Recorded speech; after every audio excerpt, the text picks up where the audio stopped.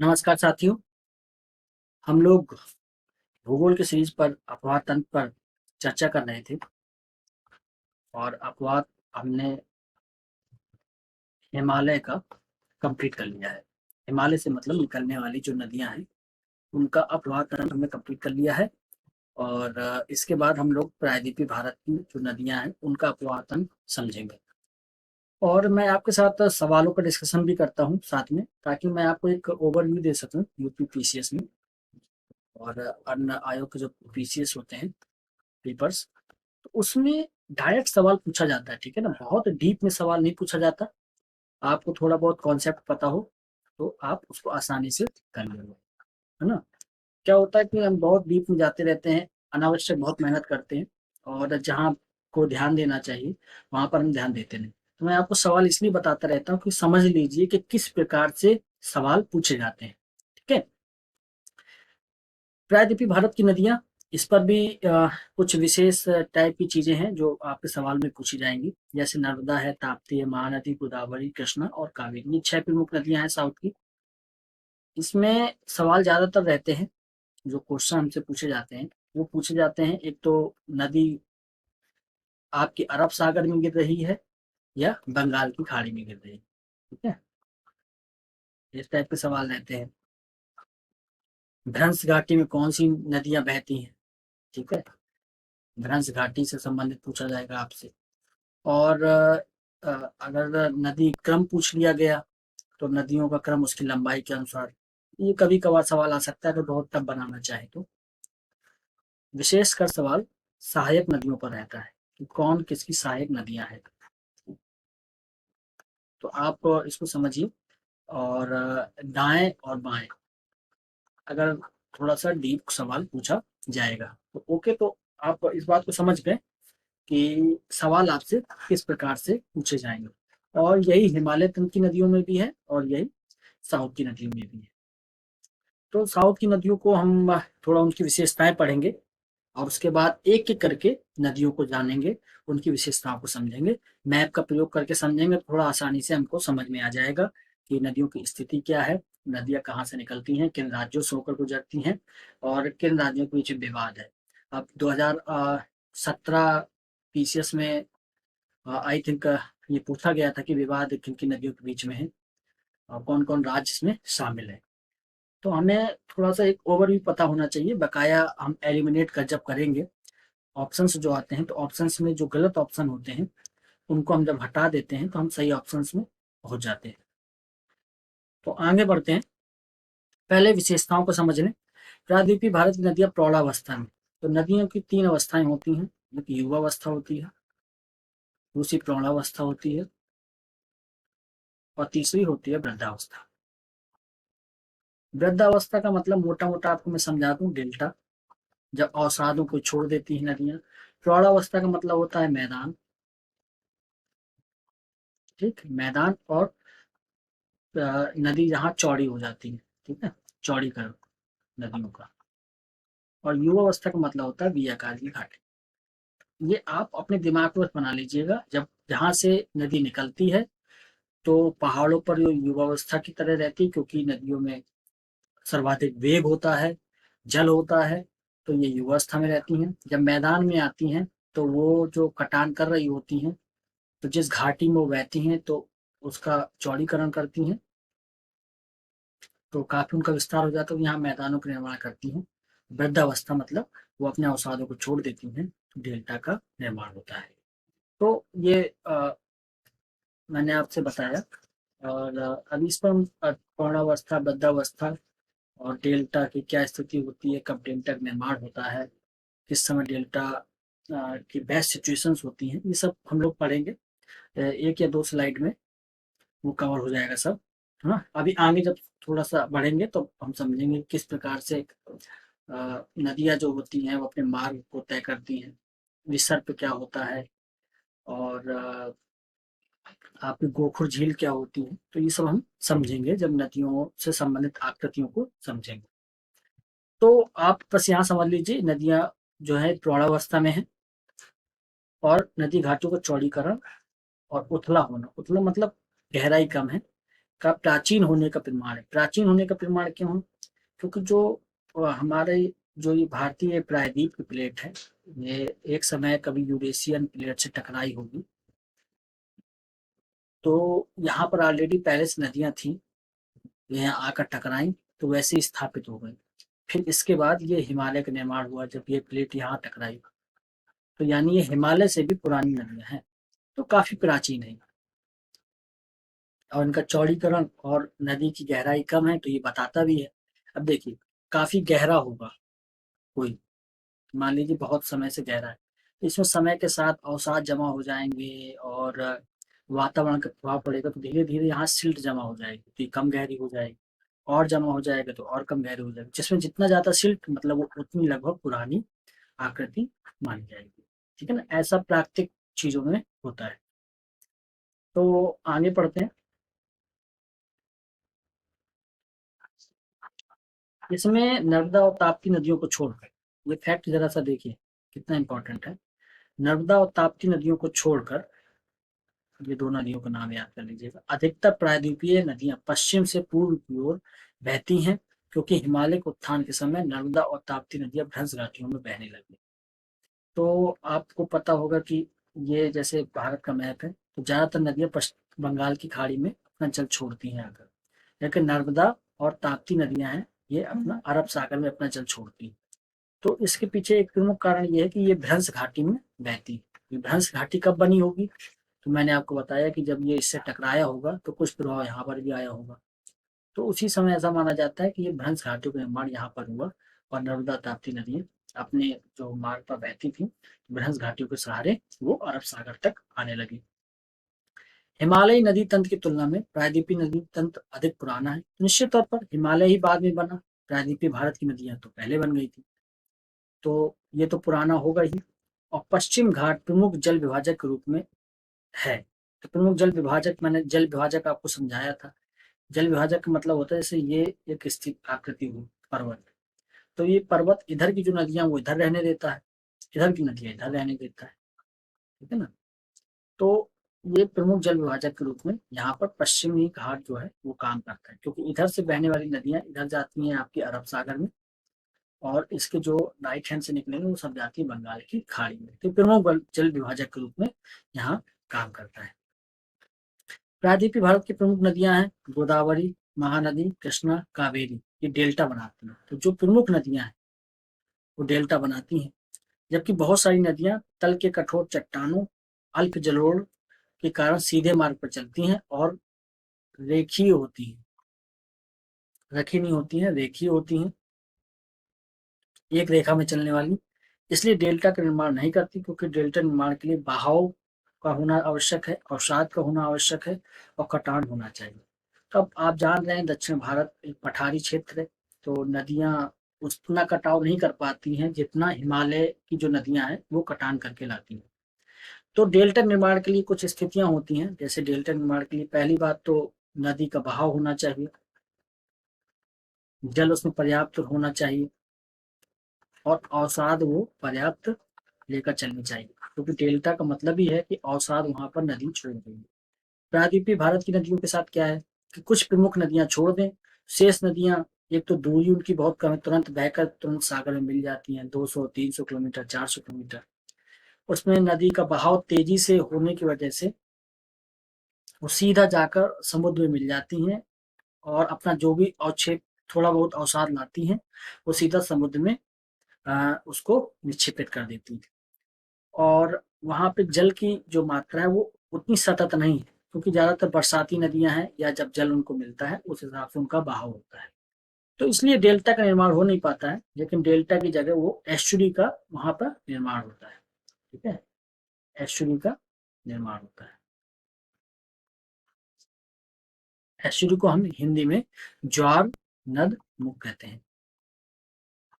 ये नाम याद रखिएगा, ये इंपॉर्टेंट नाम है, क्योंकि नर्मदा और ताप्ती नदियां ज्वार नदमुख बनाती हैं, क्योंकि भ्रंश घाटी में मतलब इनको बनी बनाई आकृति मिल गई है, ज्यादा कटान इनको करना नहीं, बस सीधा जाती है, जल अपना अरब सागर में छोड़ देती है। तो ये डेल्टा का निर्माण नहीं होता, केवल ज्वार नदमुख का निर्माण होता है। नर्मदा नदी के बारे में अब पढ़ेंगे, सारी नदियों के बारे में एक-एक करके पढ़ेंगे, क्या-क्या इम्पोर्टेंट है। नर्मदा नदी, ये अमरकंटक पहाड़ी से निकलती है और भ्रंश घाटी से होते हुए खंबात की खाड़ी, अरब सागर में गिरती है। सरदार सरोवर परियोजना इसी नदी पर है। ये परियोजना का नाम याद रखिएगा। सरदार सरोवर परियोजना किस नदी पर है? सीधा सवाल पूछा जाता है। और खंबात की खाड़ी में कौन-कौन सी नदियाँ गिरती हैं? तो ये भी सीधा सवाल पूछा जाता है। और यह भारत की 5वीं सबसे लंबी नदी है। ये भी आपको पता होना चाहिए।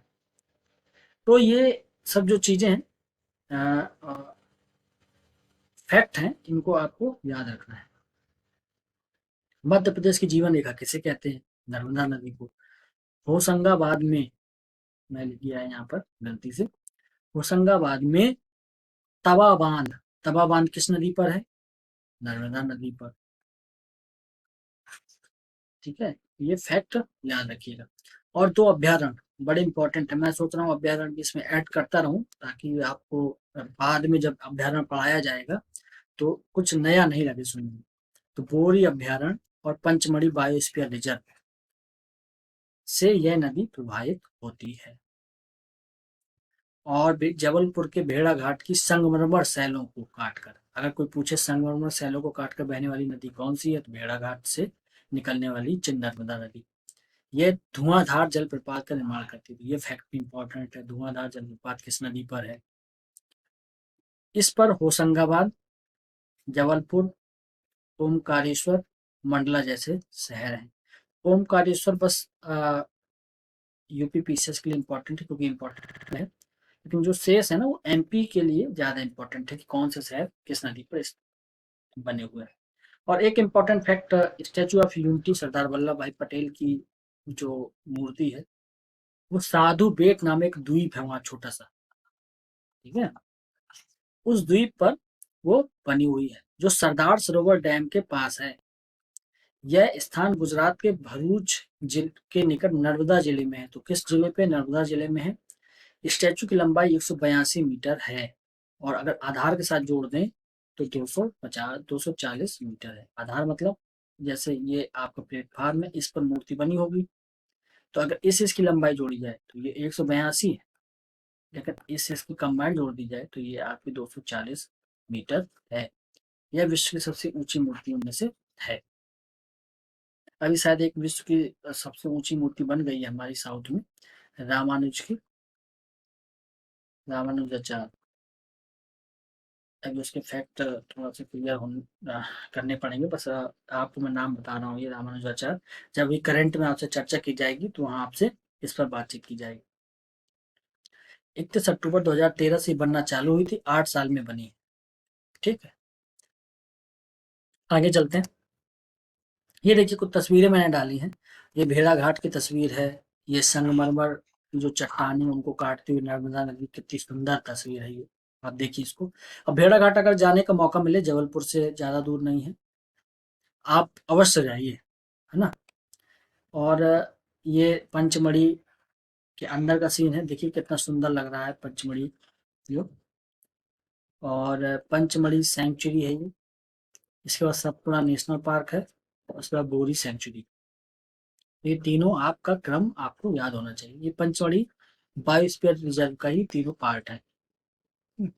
बायोस्फीयर रिजर्व जो है ना, वो बड़ा पार्ट होता है। उसके अंदर नेशनल पार्क हो सकते हैं, सेंचुरी हो सकती है, वगैरह वगैरह।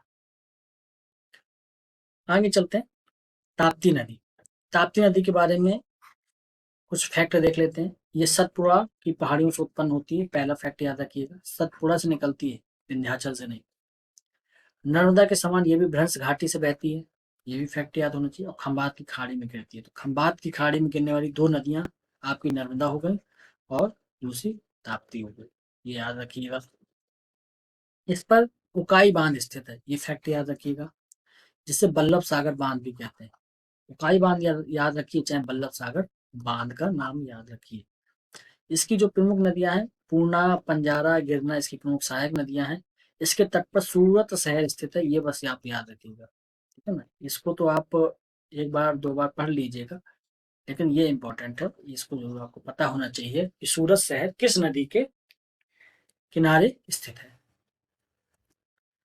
ये मैप डाला हुआ है, इस पे आप देखिए, ये देखिए नर्मदा नदी ये जा रही है, और ये आपकी नर्मदा नदी ने इधर खंबात की खाड़ी में अपना जल छोड़ दिया।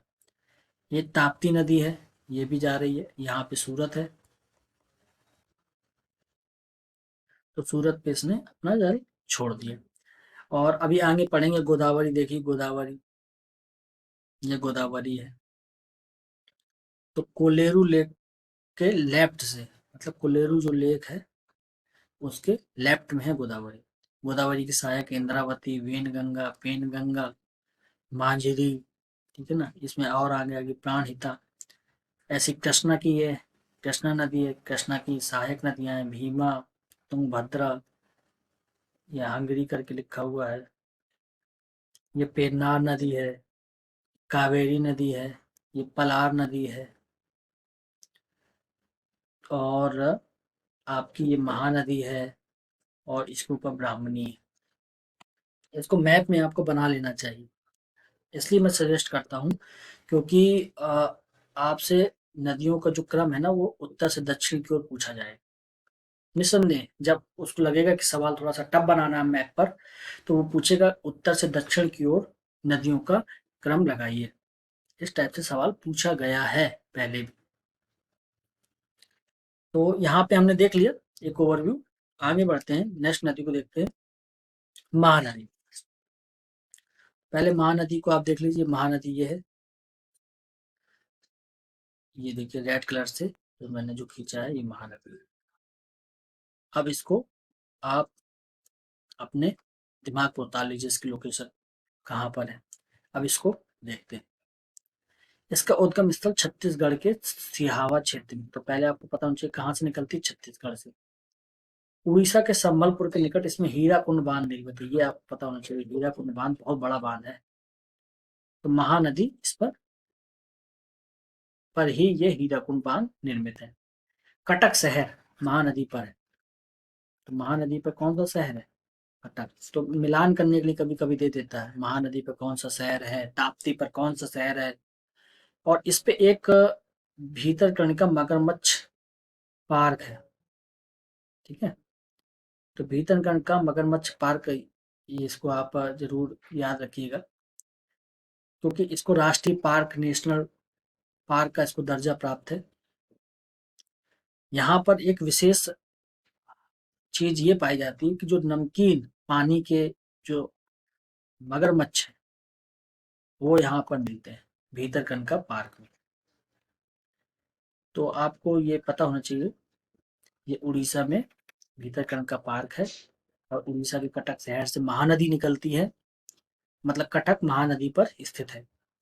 और भीतरकनिका पार्क उड़ीसा में स्थित है, और क्यों प्रसिद्ध है, नमकीन मगरमच्छ के लिए।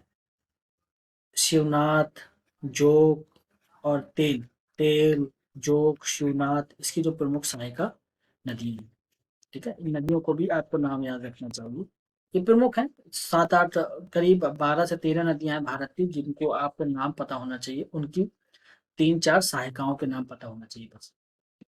तो इससे आपका काम चल जाएगा अपवाह तंत्र से, अगर कोई सवाल पूछा जाता है तो। आगे चलते हैं, गोदावरी नदी। तो गोदावरी नदी को भी आप एक बार देख लीजिए, ये आपकी गोदावरी नदी है, रेड पेन से मैं खिंचा रहा हूँ, ठीक है ना। इसकी सहायक इंद्रावती है, वेनगंगा है, पेनगंगा है, मांझरी है, ये देख लीजिए, ये यहाँ पे आपके बंगाल की खाड़ी में गिरती है। अब इसके कुछ फैक्ट देख लेते हैं, ये कहाँ से निकलती है, त्र्यंबकेश्वर से निकलती है।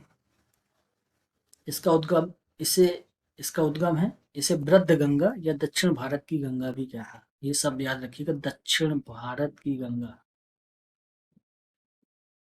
इसकी लंबाई की वजह से इसको इसको दक्षिण भारत की गंगा कहते हैं। यह प्रायद्वीपीय भारत की सबसे बड़ी नदी है, भारत में विस्तार की दृष्टि से दूसरी सबसे बड़ी नदी है। विस्तार के मतलब इसका ड्रेनेज सिस्टम जो है वो इसका बहुत बड़ा है, ठीक है ना, गंगा नदी तंत्र के बाद इसका ड्रेनेज सिस्टम भारत में बहुत बड़ा है। इसकी बाह्य सहायिका, ये सहायिकाएं इसमें इंपॉर्टेंट हैं। प्राणहिता, पूर्णा, इंद्रावती, पेनगंगा, साबरी, और दाई की जो सहायिकाएं हैं वो मंजिरा, मनेर, नासारी, प्रवरा, ये आपको पता होना चाहिए। एक तो इस नाम पर ये वाला नाम पता होना चाहिए, प्राणहिता, इंद्रावती, पेनगंगा, वेनगंगा, और दाई सहायिकाओं में मंजिरा का नाम पता होना चाहिए। गोदावरी कृष्णा का जो डेल्टा है, ठीक है ना, तो ये मैदान जो है वो डेल्टा का जो मैदान है वो चावल के कटोरे के रूप में जाना जाता है। यहाँ बहुत बड़ी मात्रा में धान की आपके खेती होती है। अब आगे चलते हैं, कृष्णा नदी के बारे में देखते हैं। कृष्णा नदी कहाँ से निकलती है? महाबलेश्वर से निकलती है। तो पहले तो आपको पता होना चाहिए कहाँ से इसका उद्गम है। बंगाल की खाड़ी में ये गिरती है। प्रायद्वीपीय भारत की दूसरी सबसे बड़ी नदी है। पहली कौन सी है? गोदावरी।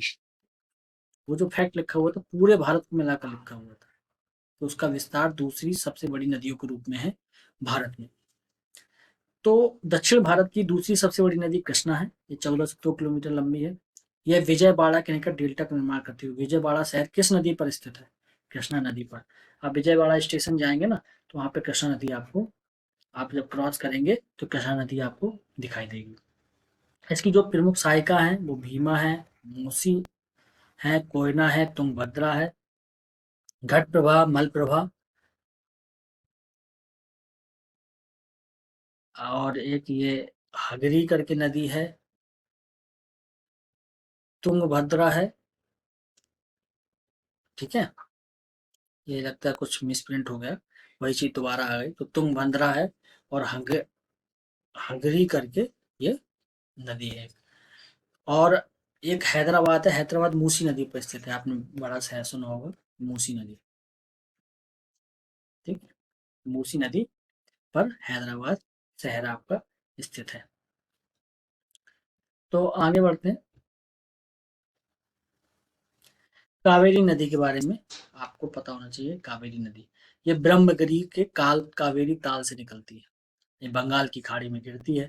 इसकी प्रमुख सहायिका जो है हिमसा, सिमसा, हेमवती, सिमसा, अर्कवती, काबनी, भवानी, और नोयल, अमरावती है।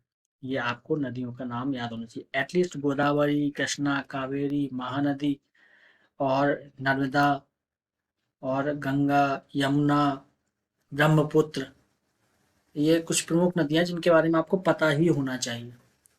इस पे सवाल जरूर पूछा जाएगा। हो सकता है हर साल ना हो, लेकिन एक दो साल के गैप में जरूर से जरूर पूछा जाता है। शिव समुद्रम जलप्रपात कावेरी नदी पर है, बड़ा फेमस है। एशिया का प्रथम जल विद्युत संयंत्र इसमें स्थापित किया गया था, इसलिए ये बहुत फेमस है, शिव समुद्रम जलप्रपात। कावेरी जल विवाद आपने बड़ा सुना होगा नाम। तो 3 राज्य कौन से हैं? तो केरल, कर्नाटक, और तमिलनाडु। कावेरी नदी को दक्षिण भारत की पवित्र नदी मानते हैं, बहुत पवित्र नदी मानते हैं। इस पवित्रता के लिए इस नदी को दक्षिण की गंगा कहते हैं। दक्षिण भारत की गंगा कैसे कहते हैं? गोदावरी को। इसको क्या कहते हैं? दक्षिण की गंगा। तो आपको अंतर स्पष्ट होना चाहिए शब्दों में, कि दक्षिण की गंगा किसे कहते हैं और दक्षिण भारत की गंगा किसे कहते हैं। उसको इसलिए कहते हैं क्योंकि उसकी जो लेंथ है वो बहुत है, बहाव क्षेत्र बहुत है। और इसको क्यों कहते हैं? क्योंकि ये पवित्र बहुत है। हम गंगा की तरह इसको पवित्र नदियों में मानते हैं। इस नदी पर कर्नाटक में भाग बालमुरी जलप्रपात एवं तमिलनाडु में होगेनक्कल जलप्रपात अवस्थित है। तो ये वाला नाम याद रखिएगा, होगेनक्कल। ये थोड़ा सा इंपॉर्टेंट है। तो आपने कावेरी नदी पे भी कुछ फैक्ट देख लिए। एक बार मैप देख लेते हैं।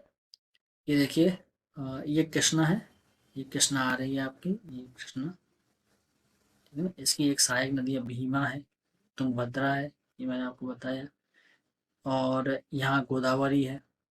ठीक है, ये गोदावरी, तो इसकी साबरी है, पेन गंगा है, वेन गंगा है, यहाँ प्राणहिता आती है, यहाँ मंजिरा करके एक नदी है, ये सहायक है।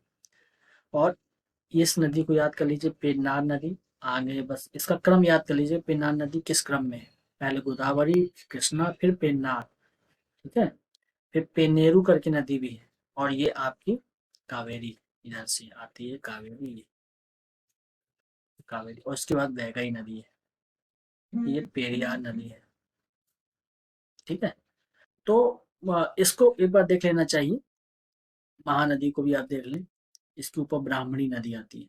तो ये क्रम आपको पता होना चाहिए, क्योंकि कभी आपसे पूछ सकता है उत्तर से दक्षिण की ओर नदियों का क्या क्रम है, इसको लगाइए। तो आप मैप में बना लेंगे तो इस तरीके से आपको याद रहेगा। ठीक है, आगे देखते हैं। हिमालय नदी तंत्र एवं प्रायद्वीपीय नदी तंत्र में अंतर। ये थोड़ा सा अंतर आपको समझना पड़ेगा, कभी कभी पूछा जा सकता है। अगर आप अंतर समझने में थोड़ा कॉन्सेप्ट बिल्ड होता है। हिमालय की अनेक नदियां पूर्ववर्ती हैं। मैंने आपको बताया था कि जो उस मार्ग पे वो बह रही हैं उसी मार्ग का वो अनुसरण करती हैं। प्रायद्वीपीय भारत की नदियां परवर्ती नदी हैं। ठीक, हिमालय की नदियां युवावस्था में हैं और तीव्र ढाल के कारण उनकी धारा तीव्र है और यह सक्रिय घाटियों का निर्माण करती हैं। तो मैंने आपको बताया वी आकार की घाटी, क्योंकि बहाव बहुत तेज है ना, कटान बहुत तेज है, तो ये इस तरीके से निर्माण करती हैं। प्रायद्वीपीय भारत की तुलना में हिमालय की नदियां अधिक लंबी हैं। लंबी तो है ही। सदा नीरा है। सदा नीरा क्यों है? पहली बात तो बरसात के समय इनको तो वर्षा से जल मिल जाता है। जब बरसात समाप्त हो जाती है तो हिमनद के पिघलने से इसको जल मिल जाता है, तो 12 महीने इस पर जल रहता है। जबकि प्रायद्वीपीय नदियों में ऐसा नहीं है। ज्यादातर नदियां, अगर बड़ी नदियों को छोड़ दें जैसे गोदावरी, कृष्णा, कावेरी, तो जो शेष नदियां हैं वो बरसात के बाद समानतः उसमें जल बहुत कम हो जाता है या वो सूख जाती है। यह विसर्प बनाती हैं, मियांडर जिसको बोलते हैं, और मार्ग बदलती हैं। विसर्प मतलब आपने देखा होगा नदियां ऐसे ऐसे करके बहती हैं सांप की तरह। जैसे आप किसी आपने सर्प को देखा होगा कैसे जाता है, उसी तरीके से नदियां विसर्प बनाती हैं और मार्ग बदलती हैं। तो मार्ग को मैंने बताया था, कोसी नदी है, मार्ग बदलती है ना। तो इस प्रकार से अगर अवरोध आ जाता है तो छोटी छोटी नदियां बार बार चेंज कर देती हैं मार्ग अपना। यहाँ देखें, यह प्रौढ़ावस्था में है नदियां, और ये घाटियां घाटियां जो हैं चौड़ी एवं उथली हैं। तो प्रौढ़ावस्था में है यहाँ की नदियां, इसकी घाटियां चौड़ी और उथली हैं। ये कटान कम करती हैं, क्योंकि पश्चिमी घाट से निकलती हैं। पश्चिमी घाट की ऊंचाई बहुत नहीं है हिमालय की तरह, और ना ही यहाँ पर बहुत हिमनद है या ग्लेशियर है ताकि पर्याप्त मात्रा में यहाँ जल रह सके। तो ना तो यहाँ पर बहुत बहाव मिलता है, ना बहुत ज़्यादा जल मिलता है। तो ये ना तो सक्रिय घाटियों का बहुत निर्माण करती हैं यहाँ पर, और जब मैदानी भागों में लगभग आ जाती हैं तो पठारी क्षेत्र होने के कारण चट्टानों का भी बहुत अधिक कटाव नहीं कर पाती हैं। तो पहले से जो मार्ग निर्धारित है उसी में बहती हैं, और ये जो पहले से ही इन्होंने जितना कटान किया है उसी में अपना उतने ही क्षेत्र में अपना ये बहते हुए समुद्र में जाकर मिल जाती हैं। इसमें प्रायद्वीपीय भारत की नदियां बरसाती एवं मौसमी है। तो मैंने आपको जैसा बताया, क्योंकि यहाँ तो कोई हिमनद जैसी कोई बात नहीं है, क्योंकि वर्षा के बाद कहाँ से जल की आपूर्ति होगी। हिमालय में तो जो ग्लेशियर है वो पिघल जाते हैं तो उनसे मिल जाता है, लेकिन यहाँ पर ऐसा कोई सीन नहीं बनता। बड़ी बड़ी नदियां तो वर्ष भर जल रहता है, लेकिन छोटी नदियां सूख जाती हैं। तो ज्यादातर बरसाती नदियां हैं बड़ी नदियों को छोड़कर। पठारी भाग होने के कारण केवल निचले भागों में ही नौ परिवहन हो सकता है। ये गलत लिख गया है, नौ परिवहन होता है ये वाला नौ, है ना, नौ परिवहन। अब क्या बात है, अब देखिए, आप अगर कोई मान लीजिए कि आप लेकर गए अपना शिप, अब पठारी भाग है तो कहीं उबड़ खाबड़ है और कहीं गहरा ज्यादा है, फिर उथला हुआ है, तो शिप जो है ना आपका जा नहीं पाएगा प्रॉपर। लेकिन जो निचले वाले हिस्से में है, जहाँ नदी लगभग लगभग डेल्टा जैसा बनाती है, तो वहां पर क्लियर कट है कि इतना उथला हुआ भाग है और लगभग इतनी गहराई है। तो वहां पर तो हम सिर्फ ले जा सकते हैं, जैसे गोदावरी, कृष्णा, ठीक है, कावेरी। तो यहाँ पर हमने नेशनल वाटर हाईवे का भी निर्माण किया है, उसको हम जब अभी पढ़ेंगे परिवहन वाले, जब अपने पार्ट में आएंगे तो वहां पर उसको समझेंगे। और ये अपेक्षाकृत सीधे मार्ग पर चलती है। सीधे मार्ग पर क्या, मार्ग पहले से निर्धारित है, तो उसी पर ये अपना बहाव करती रहती है। ठीक है, तो ये मैंने आपको समझाया। कुछ नदियों के बारे में और फैक्ट समझ लीजिए, इस पे ज्यादातर उनकी स्थिति के बारे में ज्यादा इंपॉर्टेंट है। नर्मदा, ताप्ती और माही, ये पश्चिम की ओर बहती है, अरब सागर में गिरती है। और ज्वार नदमुख का निर्माण करती है, एस्चुरी का निर्माण करती है। शिव समुद्रम जलप्रपात मैसूर, बंगलुरु और कोलार स्वर्ण क्षेत्र को विद्युत प्रदान की जाती है। तो मैसूर जो हमारा जिला है, बेंगलुरु जिला है, और कोलार का जो स्वर्ण क्षेत्र जो कर्नाटक में पड़ता है, उसको शिव समुद्रम जलप्रपात किस पर स्थित है? कावेरी पर। तो इसी से जो विद्युत जो बिजली हमारी बनती है, इनको सप्लाई की जाती है। तो इसका सबसे बड़ा ज्वार नदमुख जो है ना, सेंट लॉरेंस नदी का है। सेंट लॉरेंस नदी का सबसे बड़ा ज्वार नदमुख है। अगर कभी पूछ ले तो आप बता सकते हैं उसको। पश्चिम में बहने वाली या अरब सागर में गिरने वाली नदियां, ये जरा कम देख लीजिए। दक्षिण भारत की नदियां जो हैं, जो अरब सागर में गिरती हैं, उनको, इसमें बैतरणी है, कालिंदी है, शरावती है, भरतभूजा है, पेरियार है, पंबा है। ठीक है। तो जैसे आप ये बनाएंगे तो भारतभूजा गोवा के पास है, मांडवी है। ठीक है। यहाँ बैतरणी आ जाती है, यहाँ पेरियार है, पाम्बा है, तो और शरावती है। ये आपको पता होना चाहिए। और दक्षिण भारत की पूर्व की ओर बहने वाली नदियां, यानी बंगाल की खाड़ी में जो नदियां अपना जल गिराती हैं, कौन कौन सी हैं? जो मुख्य नदियां वो तो मैंने बता ही दिया आपको। उसके अतिरिक्त गोदावरी, कृष्णा, कावेरी, इनके अतिरिक्त वंशधारा, पेन्नार, पलार, वैगई, स्वर्णरेखा, ब्राह्मणी आदि। अब इसको मैप से समझते हैं, देखिए कैसे। ये देखिए ब्राह्मणी, इस पे हमने बहुत चर्चा नहीं की। ब्राह्मणी गिरती है, ठीक है। और यहाँ पे आप देखिए पेन्नार है, पलार है, ठीक है। यहाँ पर नीचे आ जाए तो वैगई रिवर है। इन सबको आपको याद रखना पड़ेगा। इस तरफ आ जाएंगे तो पेरियार है, पाम्बा है, यहाँ पे भारतभूजा है, मांडवी है। ये सब नदियाँ ये गोवा के पास में है।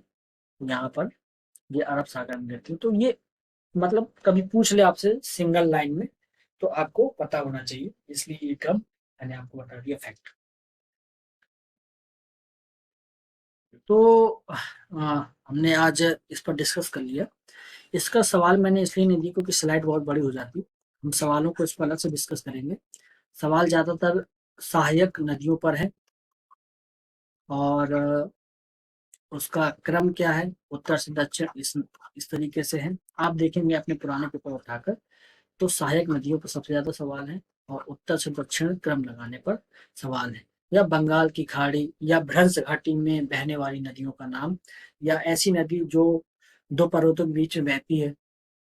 तो आप जानते हैं नर्मदा है, ऊपर विंध्य पर्वत है, और इधर आपका सतपुड़ा पर्वत है। सतपुड़ा के दक्षिण में ताप्ती है, उत्तर में नर्मदा है, विंध्य के दक्षिण में नर्मदा है। तो दो नदियों के बीच नर्मदा बहती है। तो इस टाइप के सवाल पूछे जाते हैं। तो आज हम इतना ही रखते हैं। अब हमारी जो मुलाकात होगी नेक्स्ट वीडियो में होगी, उस पर हम थोड़ा सा सवाल भी देखेंगे इससे संबंधित। और आगे हम सीरीज पर देखते हैं कि क्या इंपॉर्टेंट है यूपी पीसीएस में। सबसे पहले हम अ, जिस पार्ट को हम कवर कर रहे हैं यूपी पीसीएस में, वो कवर कर रहे हैं जहां से सबसे ज्यादा सवाल आपसे पूछे जाएंगे। ठीक है। तो फिर मुलाकात होती है आपसे नेक्स्ट वीडियो में। नमस्ते।